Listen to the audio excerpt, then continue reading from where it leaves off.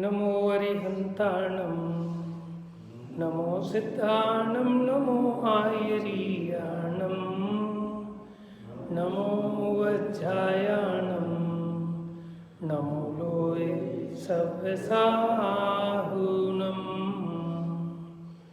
मोक्ष एष सुरासुरमणुसन् वन्दितं धोतघायिकं ममलं प्रणमामि वर्धमानं तित्थं धम्मस्य कर्तारम्।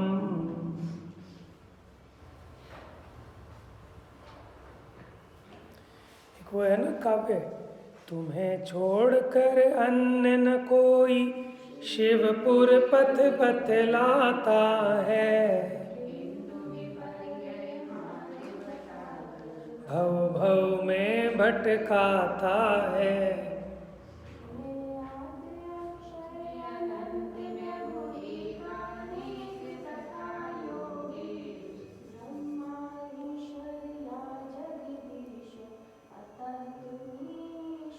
ब्रह्मांडमीश्वर मनंग मनंत के तुम है। ऊपर की क्या है, दो लाइनें देखो, ये बड़ी इंपॉर्टेंट बात है। तुम्हें छोड़कर अन्य न कोई मुक्ति मार्ग बतलाता है, किंतु विपर्य मार्ग बताकर भव भव में भटकाता है। कहाँ पे पंक्तियां हैं, कहाँ की लाइनें हैं? भक्तांबर स्तोत्र की है ना, ये हिंदी पद्यानुवाद है उसका। और ये सच्चाई है। देखो, ये जीव तो अज्ञानी है, ठीक है, ऊपर से भोला है। भोला का मतलब अज्ञानी को सीधा नहीं। भोले के दो अर्थ होते हैं, ठीक है। अज्ञानी को भी भोला कहते हैं और सीधे को भी कहते हैं कि कोई सज्जन सा हो, मंद कसाई हो, उसको भोला कह देते हैं। और एक भोला होता है नादान, अज्ञानी, जो कुछ नहीं जानता, ठीक है। एक तो ये अज्ञानी है, कुछ जानता नहीं, ऊपर से कषाय की बहुत तीव्रता है। कल भी बताया था, कषाय अकेली क्रोध कषाय नहीं होती, लोभ कषाय भी होती है। परिग्रह को जोड़ने की इच्छा है, नाम कमाने की इच्छा, इज्जत की इच्छा, शोहरत की इच्छा, तो ये सब कषाय हैं। इसकी तीव्रता बहुत है। और क्या होता है, इस जगत में कली काल का प्रभाव है, ठीक है।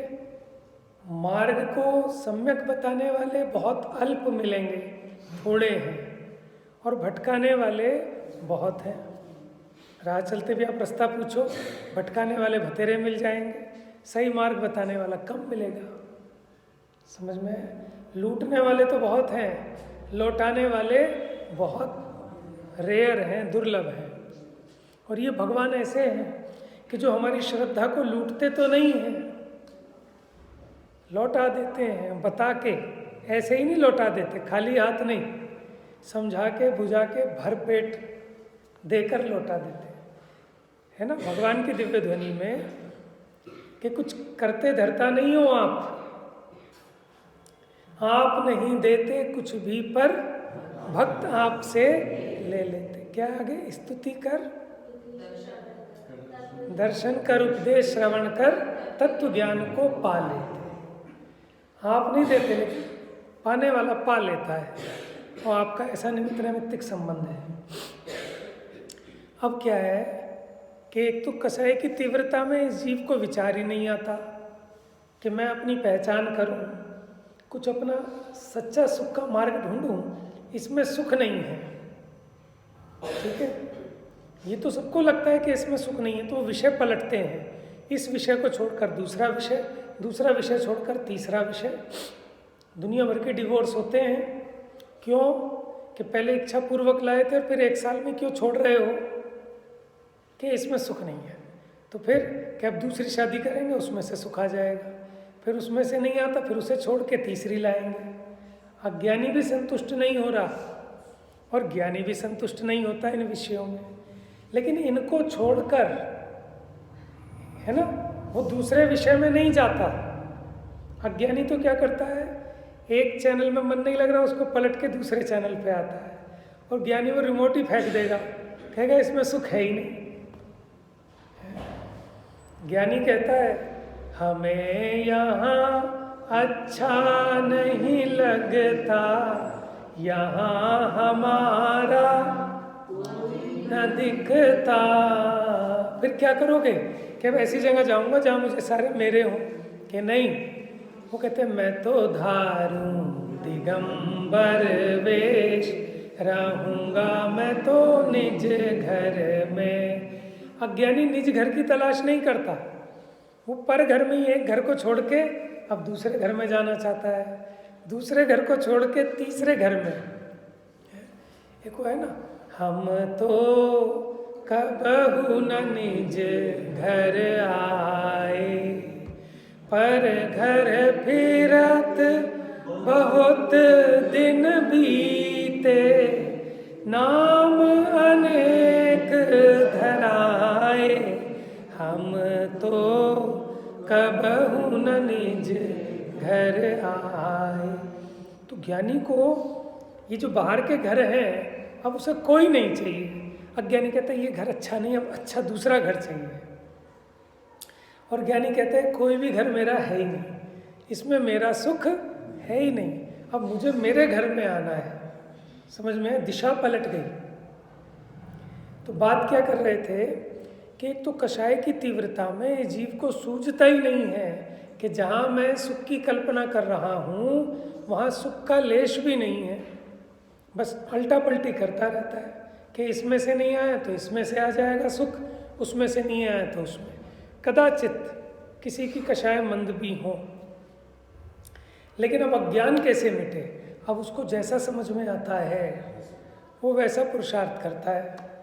कोई कहे पंचाग्नि तप तपो, तो पंचाग्नि तप तपने को तैयार है। ऐसी इतनी ठंड में गंगा में डुबकी लगाओ तो भी वो सुबह सुबह 4 बजे गंगा में डुबकी लगाने तैयार है। समझ में, सब काम करने के लिए तैयार है। लेकिन अब बताओ कौन बताए क्या मार्ग सही है क्या गलत है? मेहनत तो बतेरे कर रहे हैं, इनके दूसरों के यहाँ भी माने कितना कितना कठिन कठिन तप तपते हैं, लेकिन सब विपरीत है, कार्य की सिद्धि करने वाला नहीं है। समझ में है? तो इसलिए अपने को ज़्यादा कुछ समझ में नहीं आए तो प्रथम में प्रथम देखो हमारा महाभाग्य है कि हमें जैन कुल में जन्म मिल गया, तो बहुत सरल हो गए इन चीज़ों का पढ़ना सुनना। पक्ष तो रहता ही है ना। अगर हम आप कल्पना करके देखो, अगर हम मान लो वाल्मीकियों में जन्म लिए होते या मुसलमानों में जन्म गए होते तो हमें कभी ये बात हम समझने को तैयार होते? चाहे लाख सच्ची हो, हम सुनते ही नहीं। अब अवकाश तो है ना सुनने का, समझने का। अब अपने को समझ में आ रही है, जच रही है, कोई पक्षपात की वजह से नहीं। आप तर्क की कसौटी पे कस के देखो तो समझ में आएगा कि सुखी होने का उपाय तो यही है। बात समझ में आ रही है? तो इसलिए प्रथम में प्रथम मार्ग का प्रारंभ अकल से नहीं नकल से होता है। क्या कह रहे हैं? अकल से नहीं, क्योंकि उतनी अकल है कहाँ, अभी भोला जीव है। समझ में, उतनी अकल तो नहीं है। लेकिन अब समझ में आ गया कि जिनेंद्र भगवान जैसा कहेंगे अब हम वैसा करेंगे। इसको कहते हैं आज्ञा सम्यक्त्व। क्या कहते हैं? आज्ञा सम्यक्त्व। कि जिनेंद्र भगवान की क्या आज्ञा है मैं वो करूँगा। जिनेंद्र भगवान ने कहा है कि आलू नहीं खाना, बिल्कुल नहीं खाऊंगा, मर जाऊंगा। ये है श्रद्धा। समझ में है? जिनेंद्र भगवान ने कहा है ना कि ऐसा नहीं करना, बिल्कुल नहीं करना, प्रश्न खड़ा नहीं होता। इसका नाम है, देखो उसकी श्रद्धा की कितनी गाढ़ता है। माने उसे जिनेंद्र भगवान के वचनों की गरिमा है, उसको समझ में आ रहा है कि जो कह रहे हैं वो 16 आने सच है। अब वहाँ पे अपनी 1.5 अकल लगाए कि भाई साहब ऐसे तो सभी में जीव है, ये है वो है, तो इसका मतलब इसके चित्त में जिनेंद्र भगवान की महिमा नहीं, सम्मान नहीं। एक आज्ञाकारी पुत्र, अगर पिता ने कहा कि बेटा ये वहाँ नहीं जाएगा, तो पूछता है कि क्यों नहीं जाऊँगा? नहीं पूछता। इससे समझ में आता है कि उसको अपने पिता के प्रति कितनी पूजनीयता है, कितना आज्ञाकारी है। बात समझ में आ रही है? अब आप कहोगे लेकिन टोडरमल जी ने भी कहा है कि आज्ञाकारी से तो परीक्षा प्रधान ही महान है। बात समझ में आ रही है? आज्ञाकारी से तो परीक्षा प्रधानी को महान कहा है, लेकिन सच्ची परीक्षा भी कौन कर पाएगा? समझना जरा, परीक्षा समझने के लिए है, विरोध करने के लिए नहीं। अगर आपकी पहले ही नंबर पे बुद्धि ये है कि ये गलत है, मैं ठीक हूँ, इसलिए उसकी परीक्षा करना, तो वो सच्ची परीक्षा नहीं हो पाएगी। गणित के सवाल हल करते हैं, ठीक है, सवाल हल करते हैं और फिर पीछे उत्तर देखा, अरे यहाँ तो 4 आ रहा है आंसर और मेरा तो 8 आ रहा है, तो इसको काट के इसको 8 बना देते हो, कर देते हो ऐसा 8 कि अपना फिर दोबारा सवाल हल करते हो। फिर तो इतनी श्रद्धा आपके पास एनसीईआरटी की बुक पे भी है। तरीका तो यही है, लेकिन अब उसी का अभ्यास करते करते हमने 10 सवाल कर लिए, ठीक है। अब हमने 11वां सवाल किया, अब मेरा तो आ रहा है 10 और पीछे आ रहा है 15, तो वही विद्यार्थी अब वहाँ करेक्शन करता है कि नहीं, यहाँ 15 ही होना चाहिए। वो करेक्शन करने का हकदार कब हुआ? कि जब उसने उसके हिसाब से पहले 10 सवाल सॉल्व कर लिए। तो मुझे क्या समझाना है कि परीक्षा करने लायक भी तो पहले बनना पड़ेगा। पहले जिनागम को पढ़ो, तो जिनागम का अभ्यास तो करो, भगवान की क्या आज्ञा है उस आज्ञा को सुनो, समझो, पढ़ो, तब भगवान ने खुद परीक्षा कराई है। आप एक बार हमारी दुकान में आओ तो माल देखने, बाहर खड़े खड़े ही थोड़ी ना, आप आओ फिर हम बताएंगे देखो ये हमारे माल ये है और नकली माल ये होता है, वो भी हम दिखाएंगे। लेकिन आप अंदर आओ, माल देखने को तो तैयार हो। जो माल देखने को ही तैयार नहीं है उसे परीक्षा भी क्या कराएंगे? समझ में आया? तो पहले तो इतना कहा ना कि मंदिर आना, तो मंदिर आना चालू किया, कि तू कौवे का मांस छोड़, कि इतना चालू किया, तो मार्ग प्रशस्त हुआ कि नहीं हुआ सबका? क्योंकि वो विशुद्धि बनती है, वो योग्यता आती है उसमें सुनने की, समझने की। फिर जब उसको उपदेश मिलता है सच्चे धर्म का, तो वो भीतर में समझ में आता है। आप कषाय सहित आओ, तीव्र कषाय सहित, और आपको हाँ बताओ, चलो हम देखते हैं तुम क्या सही कहते हो गलत कहते हो। हाँ पहले आपकी सुनेंगे, उसको समझ में ही नहीं आएगी। क्यों? क्योंकि कषाय की तीव्रता है। जब तक कषाय की मंदता नहीं होगी तब तक वो तत्व का उपदेश तुम्हारी धारणा में आएगा ही नहीं, बुद्धि में समझ में ही नहीं आएगा, ठीक है। इसलिए पहले जिनाज्ञा को ग्रहण करो और फिर इस तत्व का अभ्यास करो कि इसमें जो लिखा है 16 आने ठीक है, मुझे अपनी मति को व्यवस्थित करना है। यहाँ तो वो बताया है जैसी वस्तु व्यवस्था है। तो इतने समर्पण के साथ जब ये जिनागम का अभ्यास करता है तब उसको उसका सही अर्थ, यथार्थ भाव बुद्धि में भासित होता है, जीवन में उतरता है। लब्धि को इसीलिए तो 5 लब्धियों में देशना लब्धि से पहले विशुद्धि लब्धि की शर्त है। जिसको विशुद्धि नहीं होगी परिणामों में, पहले तो वो प्रवचन सुनेगा ही क्यों? क्यों किसी गुरु को ढूंढेगा? क्यों उनका उपदेश सुनेगा? उन्हें सुना देगा। बात समझ में आ रही है? तो भगवान ने मोक्ष का मार्ग ऐसा सरल करके समझा दिया और ये कहा कि भैया तो अपनी श्रद्धा यहाँ से उठा और अपने में लगा। बाकी अन्य वाले क्या करते हैं कि हाँ आओ आओ आओ, और ये क्या कहते हैं, भैया मेरे पास आने की ज़रूरत नहीं है, तेरा प्रभु तुझ ही में डोले, कि यहाँ आने की ज़रूरत नहीं है। तभी तो भजन है, ऐसी पूजा करूं प्रभु की, मैंने ऐसी भक्ति करूं प्रभु की, बनूं न भक्त दोबारा, है ना। यहाँ तो भगवान ऐसी भक्ति सिखाते हैं कि तुझे रोज रोज आना पड़ता है, कि तुझे यहाँ रोज रोज आने की ज़रूरत नहीं है। ये बताओ, एक होती है पारस पत्थर। पारस पत्थर क्या होता है कि वो लोहे को भी सोना बना देता है। अब आपको सोना चाहिए कि पारस चाहिए? पारस चाहिए। समझदार आदमी तो पारस पत्थर लाएगा कि हम खुद ही बना लेंगे, ठीक है। हमें जैसे कहीं कोई विषय किसी से सुनने को मिले तो हमें वहाँ संतुष्टि नहीं होती, हम कहते हैं आप हमें सोर्स बताओ, सोर्स कि जिनवाणी में कहाँ आया है। क्यों? कि हमें वहाँ से पढ़ के तसल्ली होएगी, है ना। डायरेक्ट कि आप यहाँ लाके महंगा बेच रहे हो, थोड़ा ख़राब भी हो जाता है, ताज़ा नहीं मिलता। आप ये बताओ असली माल कहाँ से लाते हो आप? तो जहाँ से आप लाते हो हम भी वहीं से ले आएंगे, ठीक है ना। जब तक योग्यता नहीं है, अब मान लो 100 ग्राम आपको लेना है साबुत धनिया, तब थोड़ी ना खरी बावली जाओगे।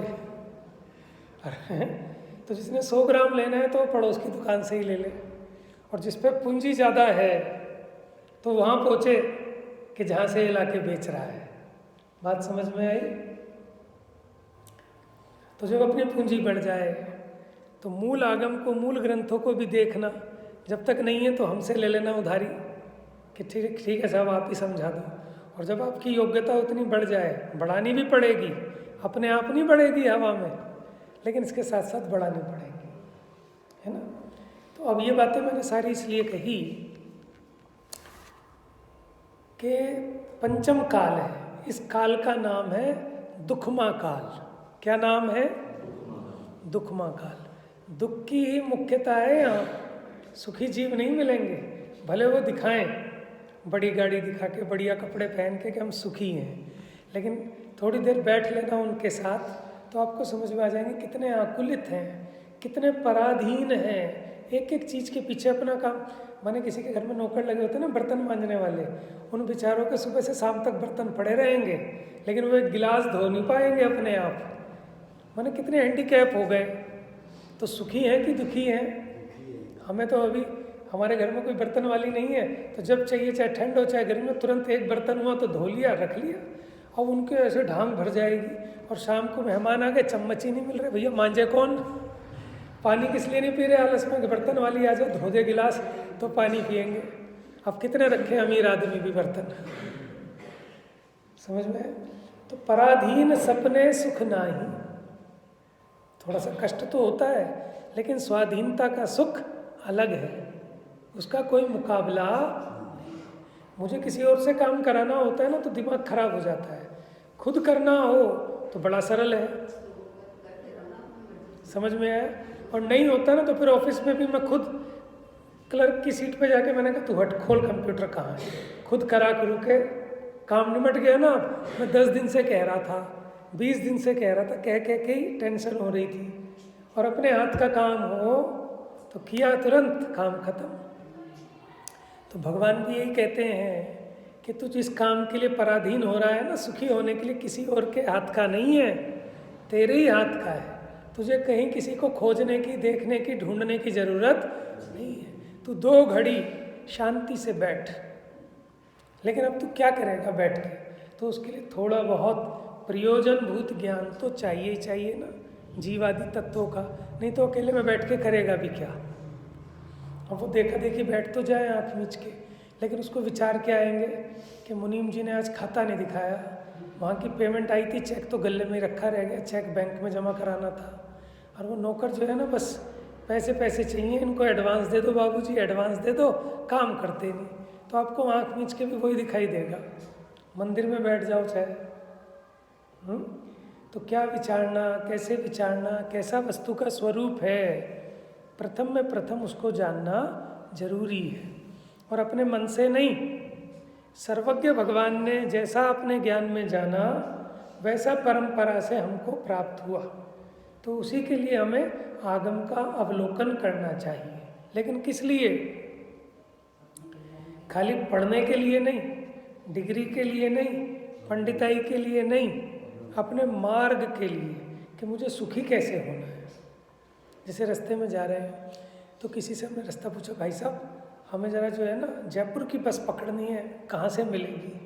तो उन्होंने कहा भाई साहब आप सीधा जाएंगे, वहाँ ISBT कश्मीरी गेट है, वहाँ इतने नंबर उस पर खड़े होंगे प्लेटफॉर्म पे, और वहाँ से जयपुर की धनाधन बसें मिलेंगे। अरे भाई साहब गजब, आपने तो बहुत बढ़िया बता दिया, बहुत बढ़िया बता दिया।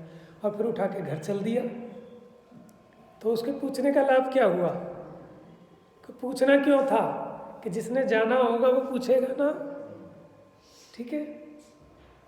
देखो लॉ की पढ़ाई करते हैं सब लोग, कितनी मोटी मोटी किताबें होती हैं, और डिग्री लेके आते हैं, बन गए साहब लॉयर।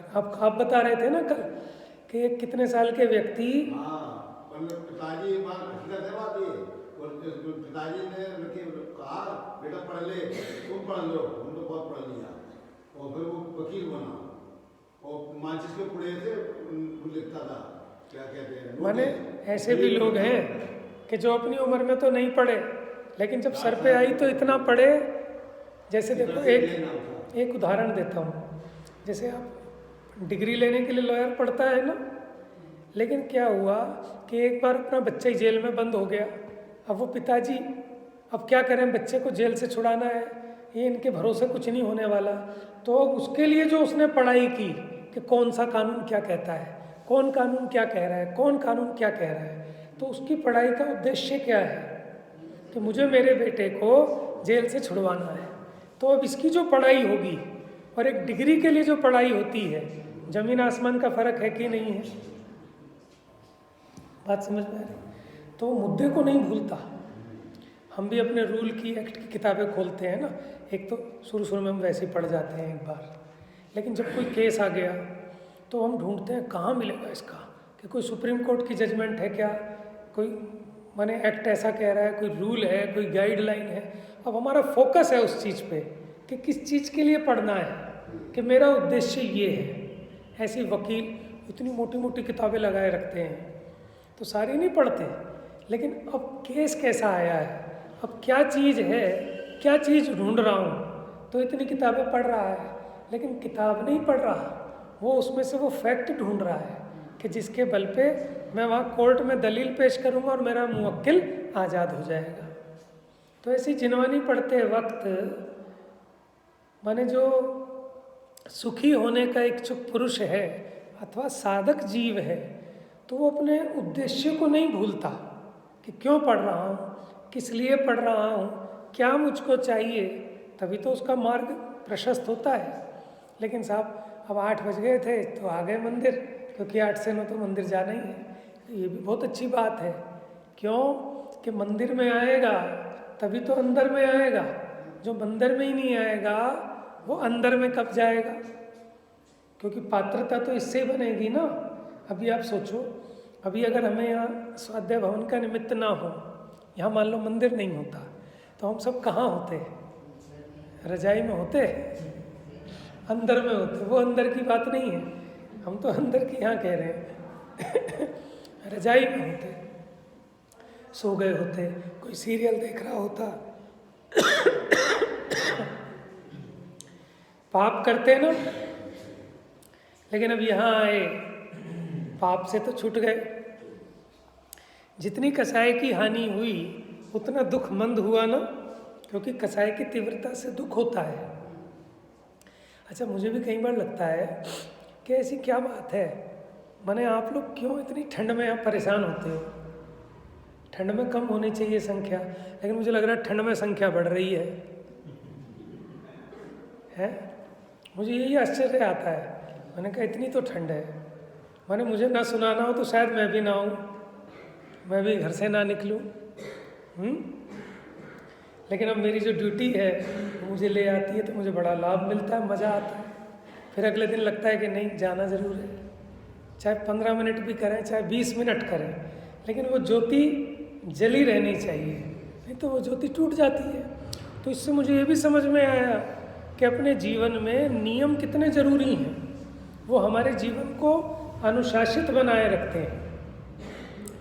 चाहे आप एक छोटा सा नियम लो, लेकिन आपकी जीवन को, आपके प्रमाद को दूर कर देगा, नहीं तो आप प्रमादी बने रहोगे, है ना। मुझे मान लो सुबह 6:15 बजे क्लास लेनी होती थी, तो मेरा सारा सिस्टम बढ़िया रहता था, एकदम टाइम से उठो, जल्दी आके क्लास लो, सब काम टाइम पे निपटते जाते थे। बच्चे भी टाइम पे स्कूल के लिए तैयार हो जाएंगे, हम भी ऑफिस के लिए, घर का भी, उसका भी काम सही निपट जाएगा। अब जिस दिन वो 6:15 वाली क्लास ना हो तो फिर कहेंगे कोई नहीं ना, 7 बजे उठ जाएंगे, अभी क्या, उठ भी गए लेकिन फिर भी रजाई नहीं छोड़ी जाएगी। समझ में आया? तो आप ये देखो, ये निमित्त बुद्धिपूर्वक, ये सद निमित्त मोक्ष मार्ग में सहकारी हैं, सहायक हैं। ठीक है, यद्यपि निमित्त से कार्य नहीं होता, लेकिन मैं तो अपने पे कार्य कर रहा हूँ।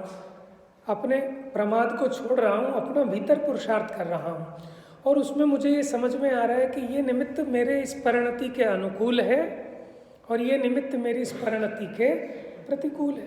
देखो, ठंड में सब लोग आते हैं, सुबह पूजा करते हैं। मैं सोचता हूँ कि ये भी अजीब लोग हैं क्या, कि इतनी ठंड में सुबह सुबह आएंगे, फिर वो नहाएंगे यहाँ पे, फिर धोती दुपट्टा, इतनी ठंड, फिर वो ठंड में सामग्री बनाएंगे, फिर वो फैलावा फैलाएंगे, फिर वो समेटेंगे। काहे को इतने परेशान हो रहे हैं?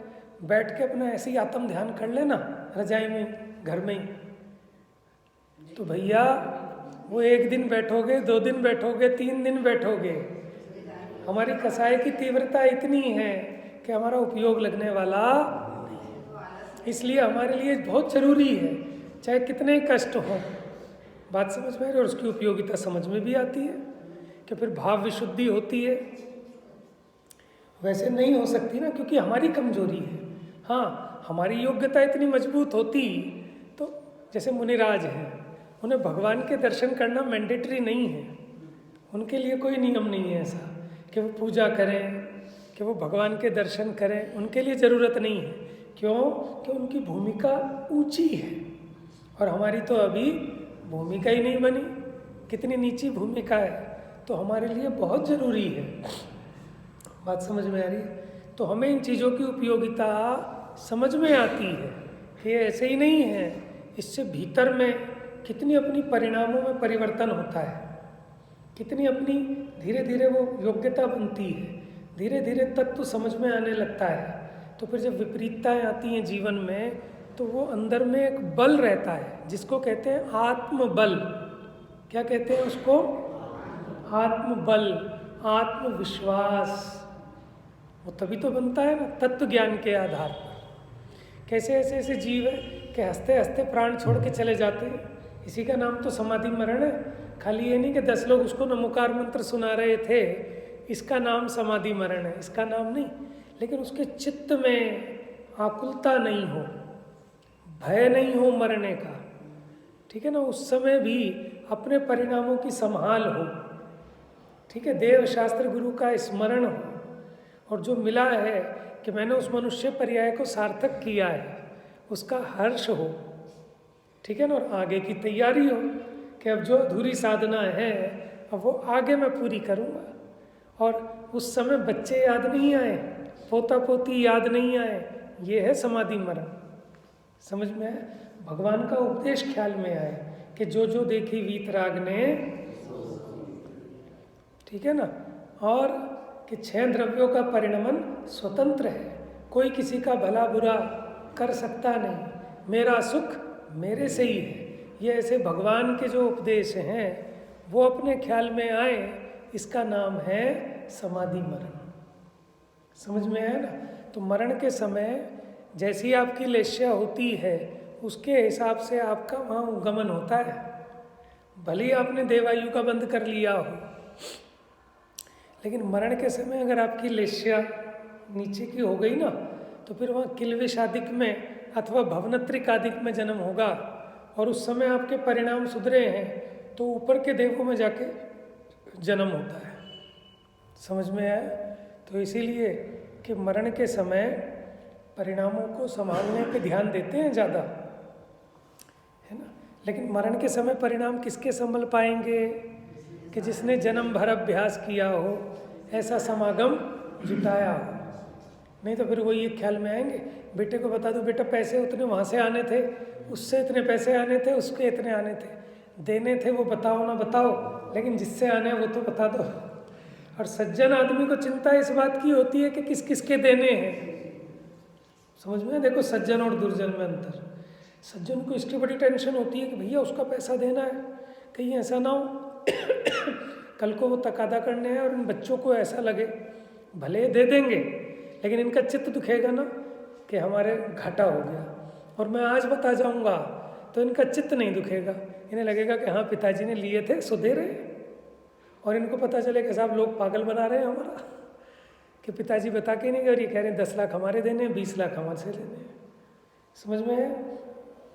और ज्ञानी को वो जीते जी ये सब निपटारा कर देता है पहले कि भैया लेने के तू जान, देने के तू जान, ये संभाल धर्मशाला। हमारे लायक तो हो गया, हम निपट लिए, अब 2 रोटी चाहिए वो तू दे देगा। समझ में आया? तो इसका मतलब है, इसी को कहते हैं संन्यास लेना। 4 आश्रम होते हैं ना, पहला कौन सा? ब्रह्मचर्य आश्रम, दूसरा गृहस्थाश्रम, तीसरा वानप्रस्थ आश्रम, चौथा संन्यास। तो वानप्रस्थ माने भले ही आप घर में भी रहो, लेकिन कैसे रहो कि जैसे आप जैसे जंगल में रह रहे हो। होता है ना, पुराना तो ज़माना ऐसे ही था कि मान लो जब बच्चे बड़े हो गए, घर में बेटा बहू आ गए, तो एक अलग बैठक का कमरा हो जाता था, उसमें वो अपनी माला, मैं तो सामने देखता हूँ वो बैठे रहते हैं, माला फेरते रहते हैं। मुझे लगता है कि देखो ये भी बड़ा दुर्लभ है, नहीं तो ऐसे बुढ़े भी होंगे जो टीवी देख रहे हैं, टीवी नहीं देख रहे, वो गप्पे ठोक रहे हैं सड़क पर खड़े होकर, और ऐसे बुढ़े भी होंगे जो लड़कियां छेड़ रहे हैं, ताश खेल रहे हैं, पार्कों में स्मैक पी रहे हैं। और एक बुढ़ा ऐसा भी है कि जो अकेला बैठा है ना, कोई बच्चा बच्ची पोता पोती किसी से मतलब नहीं, चुपचाप अपना अलग कमरे में माला ही फेर रहा है चाहे। समझ में आया? और पढ़ा नहीं पढ़ा अलग बात है। और हम और आप पढ़ रहे हैं तो हमारी तो ये प्लानिंग होनी चाहिए ना कि जब हम निमट जाएं, मान लो 50 के 60 के हो जाएं, तो अपने लिए एक ऐसा कमरा छत पे या बाहर शांति से, जहाँ किसी का कोई हस्तक्षेप ना हो, अपने अकेले बैठें, अपनी माला फेरें, पूजा पढ़ें, स्तुति पढ़ें, अपने जैसे 2-4 भाई बैठ के कर लें चाहे। लेकिन ये प्लानिंग नहीं होती किसी की। क्या होती है कि मैं एक ऐसा ड्राइंग रूम बनाऊंगा बहुत बढ़िया समझ में आया? तो वो वानप्रस्थ आश्रम वही है कि आप घर में भी रहें, लेकिन घर से निर्लिप्त रहें। अब सारी जिम्मेदारियां ये हमने सौंप दी, बेटा तुम संभालो फैक्ट्री, अब बहू ये लो चाबी, अब तुम जानो किसे क्या देना क्या नहीं देना, क्या करना क्या नहीं करना, हमारा मतलब नहीं। तब अपनी साधना होगी बढ़िया तरीके से। अब उसका जो मरण होगा, संन्यास, संन्यास में होता है कि अब दीक्षित हो जाना, ठीक है ना, वो संन्यास होता है, पूरी तरह से त्याग हो जाएगा। लेकिन पहले वानप्रस्थ होता है, माने रिहर्सल। अब वो घर में रहते हुए होती है, बीच बीच में तीर्थ स्थानों पे चले गए ताकि इससे मोह घटे। लेकिन हम उसके लिए उपाय तो कुछ करते नहीं, तो मोह घटने की बजाय बढ़ जाता है कि हम वहीं बेटा बेटी में, पोता पेती में घुसे रहते हैं, सब चीज़ों में। हम सोचते हैं कि हम तो बड़े भाग्यवान हैं कि देखो हमारी पूछ हो रही, कोई भी काम है पहले लाला जी को बुलाओ बीच में, पहले लाला जी को। अरे लाला जी को छोड़ो, अब लाला जी अपना कल्याण करेंगे, अब लाला जी को भी मज़ा वहीं है। समझ में आया? तो ये चीज़ें, क्योंकि हम लोग अब उस लेवल पे पहुंच रहे हैं, ठीक है ना। यहाँ तो लगभग जितने बैठे हैं सभी लगभग 40 के आसपास पहुंचने वाले हैं, पहुंच गए हैं, उसके ऊपर है। अब आप ये समझ लेना, अब एक जो 60 के ऊपर हो गए ना, उनके लिए बोनस है, ईमानदारी की बात है। समझ में आया? बोनस है। तो अब एक एक चीज़ सोच सोच के खर्च करना। जब बैलेंस कम बचता है फ़ोन में तो सोच समझ के कॉल की जाती है। तो ऐसे अब आयु का बैलेंस कम बचा है, उसका सदुपयोग करना है जितना कर सको, ठीक है ना। घर में पता लग गया पानी नहीं आएगा, थोड़ा ही पानी है, तो पानी को भी ऐसे खर्च करते हैं घी की तरह, थोड़ा थोड़ा। तो ऐसे अब आयु कम बची है तो सजगता बढ़ जानी चाहिए। बाकी तो भरोसा तो किसका नहीं, 20 साल वाले का भी पता नहीं, लेकिन फिर भी जो 60 प्लस हो गए उनका तो पक्का हो गया ना कि अब तो प्लस है, उससे ज़्यादा अपेक्षा नहीं करनी चाहिए इस कली काल में कि 60 साल की आयु मिल गई बहुत है, वो लंबी आयु है, छोटी आयु नहीं है। और कल्पना बहन जी तो ये कहती हैं कि जो 8 प्लस हो गया ना वो अल्पायु में नहीं मरा। अल्पायु मरण तो ये होता है कि माँ के गर्भ में आया, पर्याप्त तक भी नहीं हुआ, मरण को प्राप्त हो गया, अथवा 8 वर्ष का भी नहीं हुआ, उसके पहले मरण को प्राप्त हो गया, क्योंकि नया सम्यक दर्शन प्राप्त करने की पात्रता 8 साल के में होती है, 8 प्लस होने पर। अब जो 8 प्लस होके मरा है तो वो अल्पायु नहीं है देखा जाए तो। बाकी पेट तो किसी का नहीं भरता, 100 साल वाला भी सोचता है कि और थोड़ा सा और थोड़ा सा, बात समझ में आई? देखो है, क्या कहते हैं वीरसेन आचार्य? देखो आप समझना, ये तो हम जन्म किसको कहते हैं? जब हमें दिखेगा बाहर निकल के। अरे जब वो माँ के गर्भ में आ गया तो वहाँ से तो हट गया ना वो, वहाँ की तो आयु का काम खत्म, तो आयु तो उसकी तभी चालू हो गई, विग्रह गति में ही पहला समय चालू हो गया उसकी आयु का, समझ में है? और अधिक से अधिक 3 समय तक विग्रह गति में रहता है, चौथे समय में यहाँ आ गया वो जीव माँ के गर्भ में आ गया ना, तो यहाँ हो गया मनुष्य गति, समझ में आया? तो इसलिए देखो गर्भ के दिन भी जोड़ो फिर, क्योंकि बच्चा देखो वहाँ वो पूरा है, अल्ट्रासाउंड में भी दिखता है 6-7वें महीने में, लेकिन वो जीव तो आ गया ना उसमें तभी। आपको याद है माँ को 16 स्वप्न आते हैं, उसमें अंत में आता है कि मुंह में एक बैल ने प्रवेश किया है, तो वहाँ माँ के गर्भ में जीव आ जाता है, तो वो जीव तो आ गया, तो जब यहाँ आ गया यही तो जन्म है, समझ में? इसलिए 8 वर्ष कब हो गए अपने बालक को?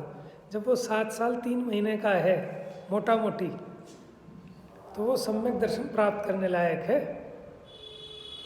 ठीक है ना? अब ना करे तो 60 साल का भी ना करे। चलिए आज तो उपदेश में ही हो गया समय, हम तो सोच रहे थे कि आज या कल में समाप्त हो जाएगा। एक ग्रंथ है अनुभव प्रकाश, है? पढ़ा किसी ने? नाम सुना है पहले? क्योंकि आपने कहा ना तो मुझे भाव हुआ कि अनुभव प्रकाश छोटा सा है, माने 10-15-20 दिन का, तो कोई हम बड़ा ग्रंथ लगाए। उसके पीछे पहले मेरा भाव था कि कुछ एक स्तुतियाँ जो स्तोत्र हैं, अब देखेंगे जैसा बनेगा बनाओ, या फिर माने कुछ ऐसे छोटे छोटे ऐसे विषय जैसे अनुभव प्रकाश है, तो अनुभव का प्रकाश वो आत्मानुभूति के ऊपर और बहुत सरल देसी भाषा में बहुत पुराना लिखा हुआ है। तो उसको ले लेंगे बीच में एक बार 10-20 दिन, फिर लगा लेंगे कोई ग्रंथ, वो भी एक ग्रंथ ही है। चलिए तो थोड़ा सा यहाँ एक विनय तो कर दें शास्त्र जी की, तो अपनी सारे 47 न्यायों की चर्चा पूरी हो गई। 2-4 लाइनें पढ़ेंगे।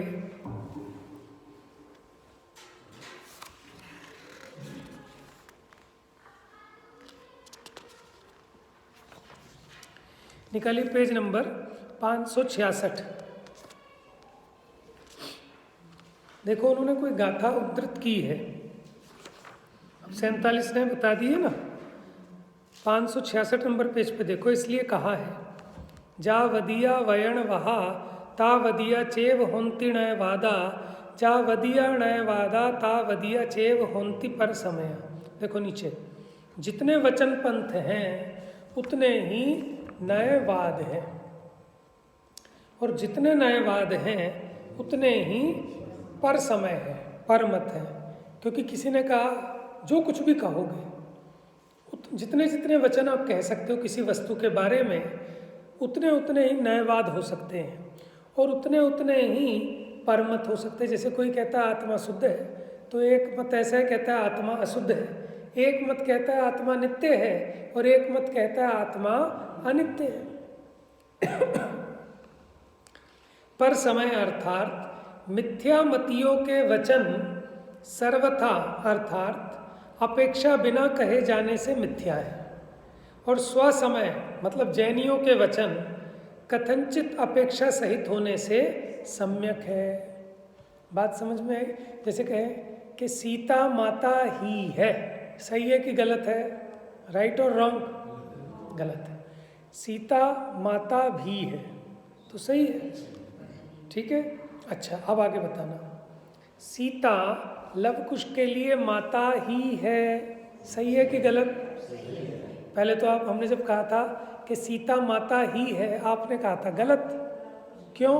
और अब हम कह रहे हैं कि लव कुश की अपेक्षा सीता माता ही है। अब ये सही कैसे हो गया कि तुम कहो तो सही है और हम कहें तो झूठ है?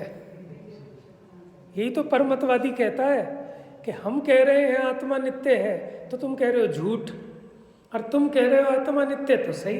कि भैया हम अपेक्षा से कह रहे हैं और तुम बिना अपेक्षा के सर्वथा कह रहे हो। बात समझ में आ रही है कि सीता सर्वथा माता ही है, तो ये तो बात स्ववचन बाधित है। और हमने लव कुश की अपेक्षा कहा कि सीता माता ही है। अब वो अपेक्षा हम चाहे खोलें चाहे ना खोलें या हमारे ज्ञान में रहे, तो अगर हम उस रेफरेंस में कह रहे हैं तो हमारी बात राइट है। बात समझ में आ रही है आपको? आत्मा शुद्ध ही है। अगर आपके ज्ञान में अपेक्षा है कि द्रव्यार्थिक रहने से त्रिकाल स्वभाव की अपेक्षा, वस्तु अपने स्वरूप को नहीं छोड़ती इस अपेक्षा, ओके। और वो सांख्यमती भी कह रहा है कि आत्मा नित्य शुद्ध ही है, लेकिन अपेक्षा ही नहीं है उसके ज्ञान में, तो वो स्ववचन बाधित है। ठीक है। इस प्रकार 47 नयों के कथनानुसार एक एक धर्म में एक एक नय के व्यापने पर, अनंत धर्मों में व्यापक अनंत नयों से निरूपण किए जाने पर, देखो एक एक धर्म को एक एक नय बताता है। जैसे आत्मा में एक नित्य धर्म है तो उसका निरूपण करने वाला नय कौन सा नय हो गया? नित्य नय। तो इसलिए कहा एक एक धर्म में एक एक नय व्यापक है। तो अनंत धर्मों में व्यापक अनंत नयों से निरूपण किए जाने पर समुद्र के भीतर मिलने वाले सफ़ेद और नीले गंगा जामुनी जल समूह के समान अनंत धर्मों को परस्पर अतद भाव मात्र से पृथक करने में अशक्य होने से आत्मद्रव्य अमेचक स्वभाव वाला, एक द्रव्य में व्याप्त होने वाला, एक धर्मी होने से एकांतात्मक है। वाह! अनेक धर्म हैं, लेकिन उन अनेक धर्मों को अलग अलग नहीं किया जा सकता। इसलिए आत्मा अनेक धर्मों में व्याप्त होने वाला एक अखंड आत्मा है। आत्मा कोई टुकड़े टुकड़े नहीं हो गया अनंत धर्मों के रहने से। आत्मा तो एक अखंड है, उसमें अनंत धर्म व्याप्त हैं।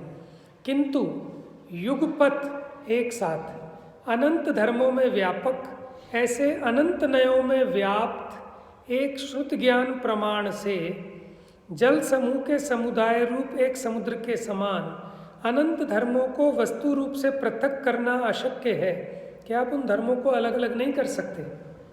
आत्मद्रव्य मेचक स्वभाव वाला, अनंत धर्मों में व्याप्त होने वाला, एक धर्मी होने से अनेकांतात्मक है। देखो ऊपर कहा था एकांतात्मक है और नीचे क्या कहा? अनेकांतात्मक है। तो अब ये बताओ हम अनेकांती हैं कि एकांती हैं? हाँ जी, हाँ, हम अनेकांती भी हैं और एकांती भी हैं। ये तो नई बात है कि तो आप ही कह रहे हो कि हम नहीं कह रहे। समतभद्राचार्य ने कहा है अनेकांतोपि अनेकांता। हम आप ऐसा हट करोगे ना, मैं अनेकांती हूँ, मैं अनेकांत हूँ, ये भी तो एकांत हो गया। हमारा तो अनेकांत भी अनेकांतात्मक है कि मैं अनेकांती भी हूँ और समझ में आया? तो अब इसकी शेष चर्चा कल करेंगे। जा वाणी के ज्ञान से सूझे लोकालो, सो वाणी मस्तक नमो सदा देत हूँ दो।